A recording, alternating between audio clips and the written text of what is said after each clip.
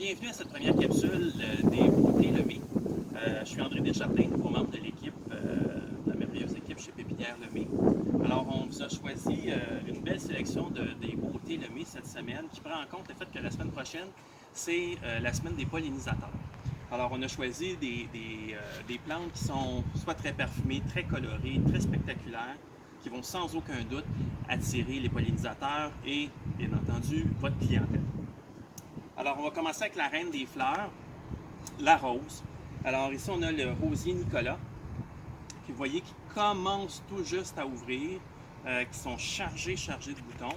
Le rosier Nicolas a une belle floraison assez longue tout l'été et une résistance aux maladies fort intéressante. On a le toujours très populaire rosier Champlain, alors qui, lui, a probablement la plus longue floraison dans notre collection parce qu'on a un choix quand même assez infini de rosiers.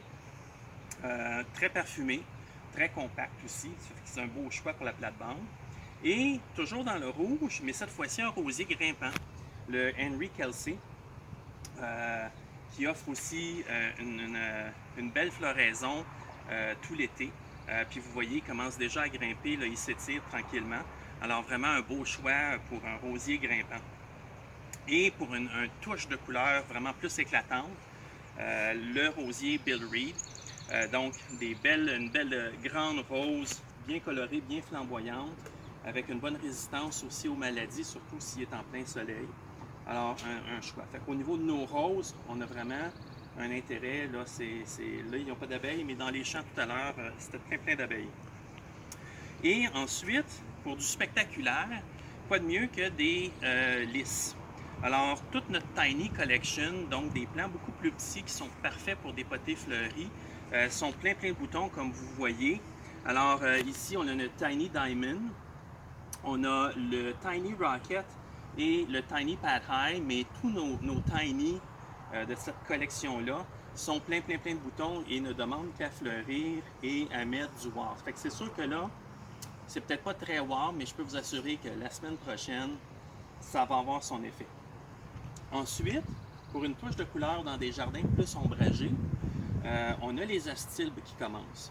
Alors, on a entre autres l'améthyste ici, qui est très grosse et qui va fleurir incessamment.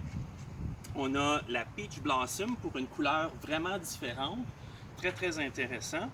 Et dans le blanc, on a ici la White Gloria. Donc, vous voyez, elles sont vraiment bien fournies, plein de panicules de fleurs qui vont émerger dans les prochains jours, prochaines semaines, et qui vont vraiment ajouter une touche de couleur dans les jardins ombragés.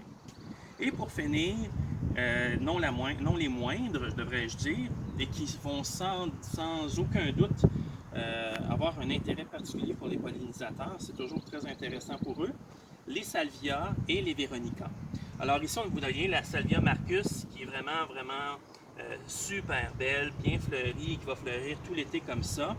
On a nos nouvelles salvia Maynite qui étaient en production et qui sont toutes juste disponibles. Et on a la Veronica Royal Candles ici, qui est sur le point de fleurir, donc pleine de bourgeons. Alors ça, c'est vraiment intéressant pour les pollinisateurs et ça met une belle touche de couleur au jardin. Fait que c'était nos beautés de la semaine chez Pépinière Lemay. À la prochaine!